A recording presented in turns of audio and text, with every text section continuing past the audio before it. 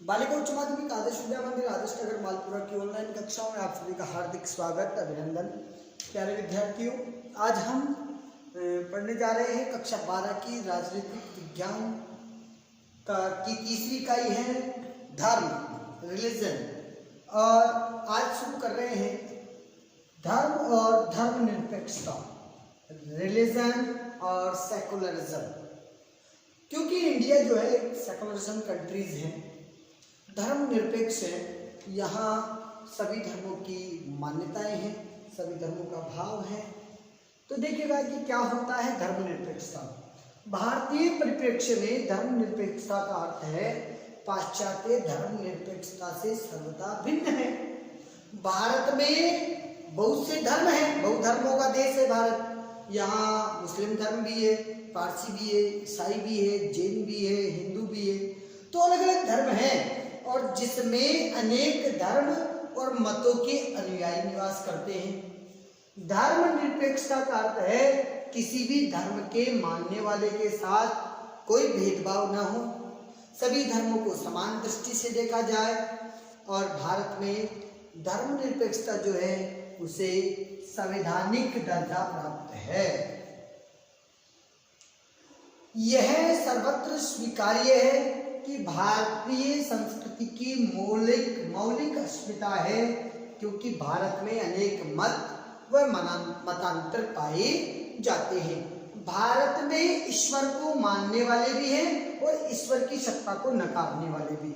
भारत में क्या कहा कि भारत में आस्तिक लोग भी हैं और भारत में नास्तिक भी हैं। आस्तिक का मतलब ईश्वर में आस्था रखने वाला और नास्तिक का मतलब ईश्वर में आस्था नहीं रखने वाला।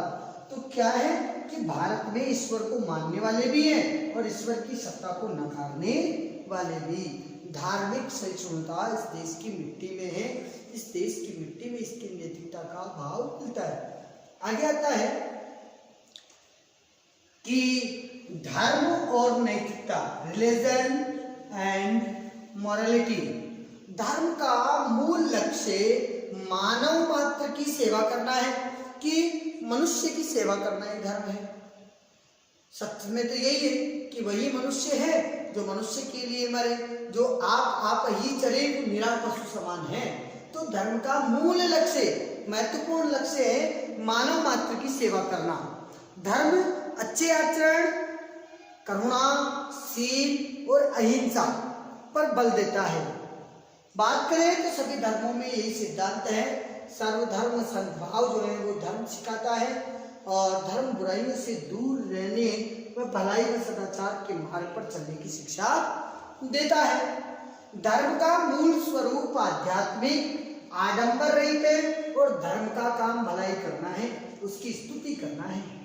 धर्म और राजनीति का विवेकपूर्ण मिलन मानवीय कल्याण में साधक होता है। धर्म और राजनीति का जो विवेकपूर्ण मिलन है वो मानव कल्याण के लिए एक अच्छे साधक के रूप में होता है।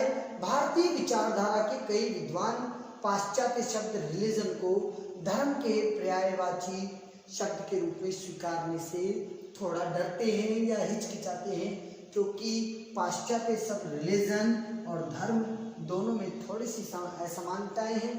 यूँ कहें तो क्योंकि धर्म जो है वो रिलीजन से कहीं अधिक विस्तृत और नैतिक विचारधारा है।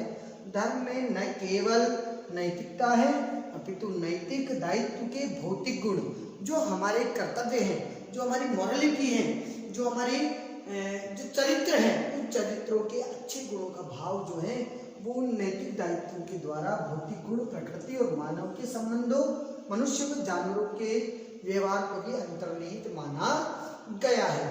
यद्यपि आज के संदर्भ में इतना व्यापक दृष्टिकोण प्रासंगिक हो जाता है, भारतीय दर्शन में इसका व्याख्यात्मक और तार्किक या नैतिक बल आज भी हम प्रचुर मात्रा में उपयोग कर सकते हैं। मूलतः यदि कोई धर्म अपने आध्यात्मिक पुरुषों द्वारा प्रतिपादित नैतिक मूल्यों का अवलंबन करता है तो वह मानवता के लिए सर्वदा उपयोगी होता है। दुर्भाग्यवश विभिन्न धार्मिक मतों व पंथों में ने अपनी व्यक्तिगत श्रेष्ठता को स्थापित करने के लिए एक दूसरे से लड़ना भिड़ना शुरू कर दिया है। इस तरह की आपसे विरोध विद्वेष कलह की प्रवृत्ति ने धार्मिक संघर्ष की स्थिति उत्पन्न कर दी।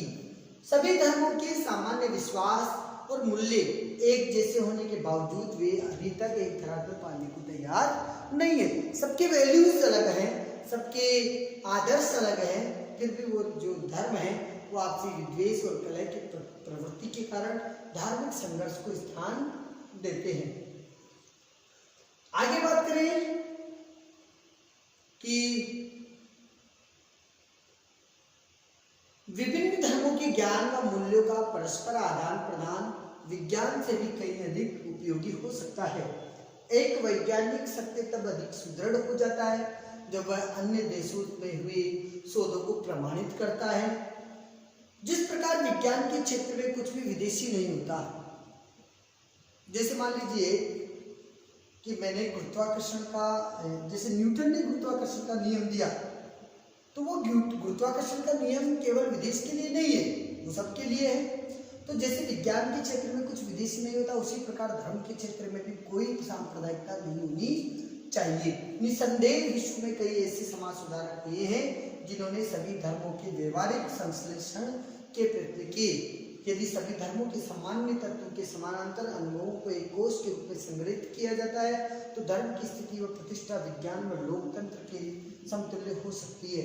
यदि कोई धर्म सत्य की स्थापना का दावा करता है, कोई धर्म ये कहे कि मैं सत्य की स्थापना की बात करता हूँ, मैं सत्य की बात करता हूँ, तो कहीं ना कहीं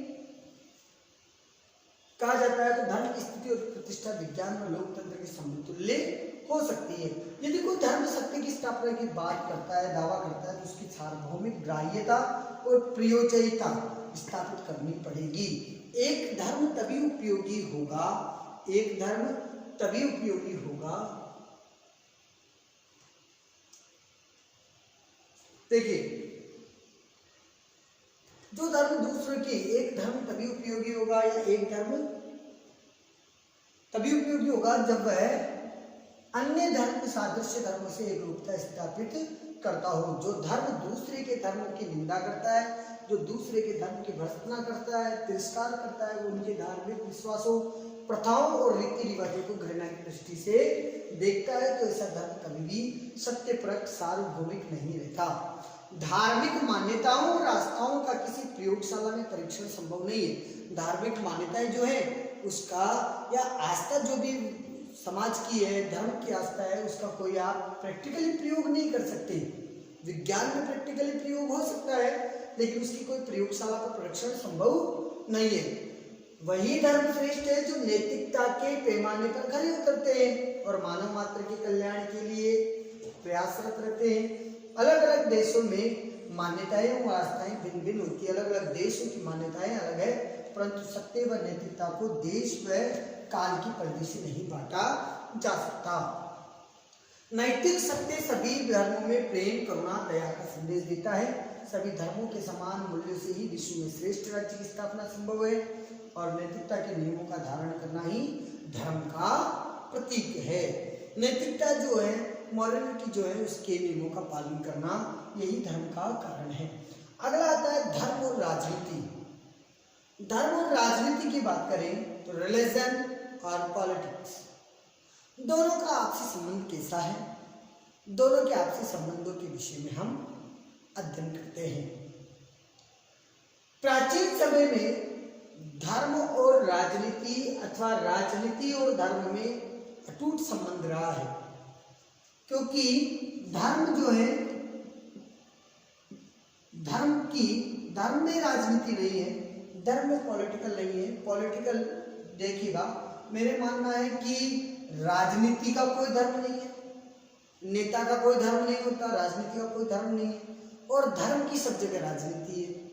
एक धर्मों को दूसरे धर्मों से लड़ा करके हम जो है राजनीति करते हैं। पॉलिटिकल में पॉलिटिकल व्यूज को हम पढ़ें तो देखिएगा कि हम करते हैं कि भारत जो है वो सर्वधर्म समभाव वाला देश है, यहाँ सांप्रदायिक सद्भाव की बात है, लेकिन जब चुनावी बात आती है तो हम दलित और सामान्य कहकर के एक दूसरे को लड़ाते हैं, हिंदू और मुस्लिम को कहकर के लड़ाते हैं, और कहीं ना कहीं धर्म और राजनीति जो है वो नकारात्मक संदर्भ को पैदा करती है। तब राजनीति ने धर्म का दुरुपयोग किया है। बाई ट्रेड रसेल और E.M. फॉस्टर जैसे शांतिवादी विद्वानों ने भी धर्म की इस बात के लिए आलोचना की है कि धर्म के नाम पर शुद्ध राजनीति करने से विश्व में हमेशा खून खराबा हुआ है, जो आज भी जारी है। आज भी सभी धर्मों में धर्मांध कट्टरपंथी मरने मारने को तैयार है और द्वितीय विश्व युद्ध के बाद विश्व में कई ऐसे शक्ति समूह और संवर्ग बन गए हैं, जैसे ISI, इस्लामिक स्टेट। ये वो देश है जो कहीं न कहीं धर्म की कट्टरपंथी को लेकर के आगे बढ़े, अपना संस्थापक बने, लेकिन बाद में अनेक शासकों ने धर्म विशेष को अपना राजधर्म घोषित किया, अपने अनुयायियों की संख्या बढ़ाने के लिए धर्म की आड़ में युद्ध किए। इस्लाम हो, ईसाई हो, यहूदी हो या हिंदू धर्म से पृथक हुए कुछ मतों ने शक्ति की आड़ में अपनी मान्यता, अपने धर्म के विस्तार का कार्य किया है और धर्म की आड़ में साम्राज्यों का विस्तार किया गया। अनेक देशों में परस्पर युद्ध हुए। विगत लगभग 2000 वर्ष का इतिहास हम उठा करके देखें तो धर्म के नाम पर अनेक प्रकार रक्त रंजित हुए हैं, अनेक तरीके की, चाहे वो 1984 का दंगा हो, 1992 का हो या 2000 का हो, कहीं न कहीं ये आपसी धार्मिक जो है कट्टरवाद की निशानी थी। 20वीं शताब्दी के उत्तरार्ध में धर्म पर आधारित युद्धों पर कुछ हद तक विराम अवश्य लगा, किंतु धार्मिक श्रेष्ठता सिद्ध करने के लिए धर्म की आड़ में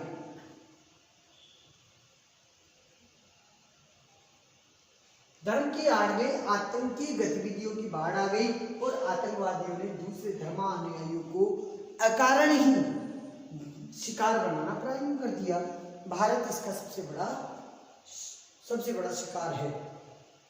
भारत में कहीं न कहीं इस्लामिक आतंकवाद जो है वो चरमोत्कर्ष पे है। कुछ पार्टियां भगवा आतंकवाद के नाम पर हिंदू धर्म को बदनाम भी करती है, लेकिन यदि वास्तविकता देखी जाए तो चारों तरफ एक जो है पर्टिकुलर धर्म के द्वारा आतंकवाद फैलाने की जो है वो चल रहा है। हम बात करते हैं समाजवाद में। समाजवाद के सबसे सर्वश्रेष्ठ व्यक्ति रहे राम मनोहर लोहिया। राम मनोहर लोहिया उस जमाने में समाजवाद का नारा देने वाले, अगड़े और पिछड़ों की राजनीति करने वाले एक सर्वश्रेष्ठ नेता थे। उनके विचारों में उसी तत्कालीन समय राम मनोहर लोहिया के विचारों को लेकर के जेपी आंदोलन चला, जयप्रकाश आंदोलन। उस जेपी आंदोलन में लोहिया जी के विचारों को लेकर के ही वो आंदोलन की नींव रखी गई और उसी में नीतीश कुमार, लालू यादव, मुलायम सिंह यादव जैसे नेता उभर करके सामने आते हैं। राम मनोहर लोहिया के अनुसार कहा है कि धर्म और राजनीति के दायरे अलग अलग हैं, परंतु दोनों की जड़ें एक हैं। धर्म और राजनीति उन दोनों के दायरे अलग हैं, लेकिन जड़ें जो है वो एक है। धर्म जो है वो दीर्घकालीन राजनीति है और जबकि राजनीति अल्पकालीन धर्म है। मैंने आपको वही बात कही है कि राजनीति का कोई धर्म नहीं होता, राजनीति का थोड़ा सा धर्म बताया है और धर्म जो है वो दीर्घकाल की राजनीति होती है, लंबे समय की। और सत्य भी है, धर्म के नाम पर राजनीति सदियों से चली आ रही है। अंग्रेजों से लेकर के अंग्रेजों के जो गुलाम रहे शासक जब सत्ता में आए, गुलाम रहे, अंग्रेजों के गुलाम रहे जो लोग थे, वो जब शासक बने तो उन्होंने भी उसी पद्धति को अपनाया, धर्म की राजनीति को महत्व दिया। और धर्म दीर्घकालीन राजनीति जबकि राजनीति अल्पकालीन धर्म है। धर्म का काम भलाई करना है, उसकी स्तुति करना है, जबकि राजनीति का कार्य बुराई से लड़ना और बुराई की निंदा करना है। समस्या तब उत्पन्न होती है, समस्या तब उत्पन्न होती है जब राजनीति बुराई से लड़ने के लिए के स्थान पर केवल निंदा करती है तो वह कलही हो जाती है। इसीलिए आवश्यक है कि धर्म और राजनीति के मूल तत्वों को समझा जाए। धर्म और राजनीति का विवेकपूर्ण मिलन मानवीय कल्याण में साधक होता है, जबकि इन दोनों का अविवेकपूर्ण मिलन दोनों को भ्रष्ट कर देता है। ये दोनों जब मिल जाते हैं तो भ्रष्टाचार बढ़ता है, जो मानवता के लिए अनिष्टकारी होता है। इस विवेकपूर्ण मिलन से सांप्रदायिक कट्टरता उत्पन्न होती है और धर्म और राजनीति जो है उसके पृथक करने का सबसे बड़ा उद्देश्य, धर्म को राजनीति से पृथक करने का उद्देश्य यही है। क्या उद्देश्य है कि दोनों अपने अपने जो क्षेत्र है, अपने अपनी जो मॉरलिटी है, अपनी अपनी जो ड्यूटीज है, अपने अपने मर्यादित क्षेत्र हैं, उन्हें भी सक्रिय रहे, किंतु दोनों एक दूसरे दोनों एक दूसरे पर अपने निहित स्वार्थों की पूर्ति के लिए दुरुपयोग न करें। वस्तुतः धर्म और राजनीति में सदैव मर्यादित संपर्क बना रहना चाहिए ताकि दोनों एक दूसरे पर परस्पर सकारात्मक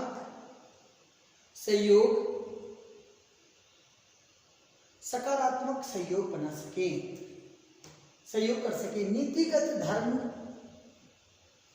और धर्मप्रद राजनीति का अनुगमन विश्व में शांति की स्थापना के लिए अपरिहार्य है। राजनीति को धर्म और धर्म का राजनीति को नकारात्मक रूप से प्रभावित करना मानवता के लिए दुर्भाग्यपूर्ण है और इससे धार्मिक प्रतिक्रियावाद और कट्टरपन, सांप्रदायिकता, गुलामी की प्रवृत्ति कहीं उत्पन्न होती है जो स्वतंत्रता, समानता जैसे महत्वपूर्ण मूल्य को प्रभावित करती है। यदि आप ये देखिएगा कि कहीं ना कहीं जो धर्म की राजनीति की जो नकारात्मकता है वो ये है कि इसमें कट्टरपन, सांप्रदायिकता और गुलामी की प्रवृत्ति उत्पन्न होती है और यदि गुलामी की प्रवृत्ति उत्पन्न होगी तो स्वतंत्रता और समानता जैसे जो मौलिक गुण हैं उनको पे संकट आ जाएगा। आज विश्व की अधिकांश लोकतांत्रिक जो व्यवस्थाएं हैं वो धर्मनिरपेक्षता के सिद्धांत अपनाया गया है। आगे देखते हैं कि स्वामी विवेकानंद के अनुसार आडंबर, आच्छादित व हठ धर्मिता धर्म मनुष्य को विभाजित करता है, जबकि अनुभव जो से विकसित धर्म मनुष्य को परस्पर जोड़ने का कार्य करता है। उन्होंने ये भी कहा कि जो दूसरे के लिए जीते हैं वे ही व्यक्ति सच में जीते हैं, शेष तो जीते हुए भी मरे हुए हैं। उन्होंने कहा कि उनके अनुसार व्यक्ति और समाज उन दोनों के परस्पर अनुकूलता, उन दोनों में एकात्मकता का भाव, एकता का भाव और मानववादी दृष्टिकोण, मनुष्यता का दृष्टिकोण होना आवश्यक है और उसी के आधार पर, उसी के धर्म के अनुशीलन से ही ये संभव होगा। आज हमने धर्म और राजनीति को पढ़ा, शेष जो है हम अगली कक्षा में पढ़ेंगे। धन्यवाद।